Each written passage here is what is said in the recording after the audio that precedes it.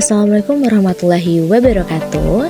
Perkenalkan, nama saya Zahra Valentina Bunga Salsabila dari kelas 2A dengan NPM F0I023021. Di sini saya akan menjelaskan materi tentang kromatografi. Baik, masuk ke materi yaitu tentang kromatografi. Jadi teman-teman harus memahami dulu apa itu kromatografi. Kromatografi adalah teknik untuk memisahkan campuran menjadi komponennya dengan bantuan perbedaan sifat fisik masing-masing komponen.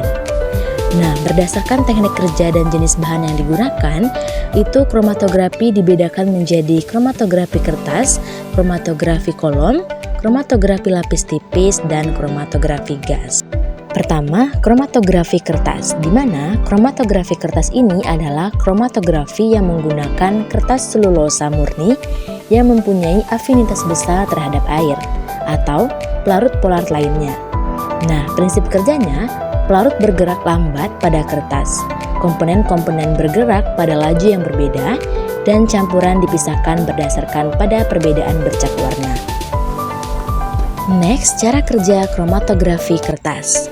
Pertama, kertas yang digunakan adalah kertas Whatman nomor 1. Kedua, sampel yang diteteskan pada garis dasar kromatografi kertas. Ketiga, kertas digantungkan pada wadah yang berisi pelarut dan terjenuhkan oleh uap pelarut. Keempat, penjenuhan udara dengan uap. Lanjut, kromatografi kolom. Kromatografi kolom ini adalah kromatografi yang menggunakan media kolom sebagai alat untuk memisahkan komponen-komponen dalam campuran.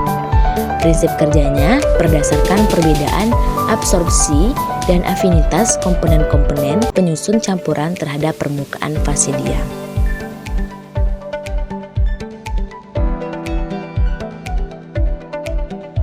Next, cara kerja dari kromatografi kolom.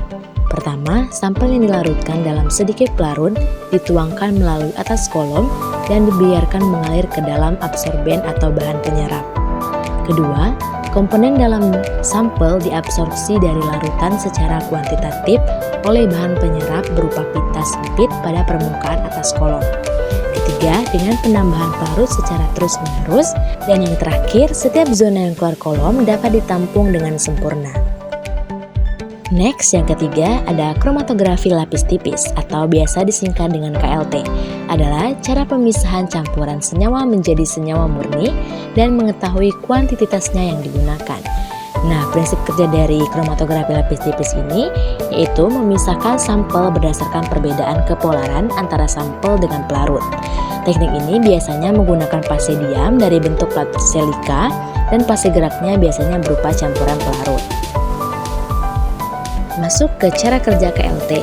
Nah, dia ini hampir sama dengan kromatografi kertas, tetapi kalau KLT ini fase diamnya menggunakan plat tipis berupa gelas, logam, aluminium foil. Kalau kromatografi kertas menggunakan kertas haring. Terakhir yaitu kromatografi gas, merupakan proses pemisahan campuran menjadi komponen-komponennya dengan menggunakan gas sebagai fase bergerak yang melewati suatu lapisan serapan sorben yang diam. Prinsip kerjanya, gas pembawa biasanya menggunakan helium, argon, atau nitrogen. Dengan tekanan tertentu, dialirkan secara konstan melalui kolom yang berisi fase diam. Masuk ke cara kerja kromatografi gas. Yang pertama, sampel diinjeksikan ke injektor. Kedua, setelah sampel menjadi uap akan dibawa oleh aliran gas. Ketiga, kemudian di dalam kolom akan terabsorpsi oleh fase diam. Keempat, komponen akan diperkuat oleh amplifier. Terus kromatogram akan dicatat. Prinsip kromatografi. Kromatografi adalah teknik pemisahan campuran berdasarkan perbedaan kecepatan perambatan komponen dalam medium tertentu. Jadi teman-teman, kromatografi ini memiliki semua kromatografi memiliki fase diam dan fase gerak. Fase gerak mengalir melalui fase diam dan membawa komponen-komponen yang terdapat dalam campuran. Komponen-komponen yang berbeda bergerak pada laju yang berbeda. Itulah tadi materi dari saya tentang kromatografi. Sekian, terima kasih.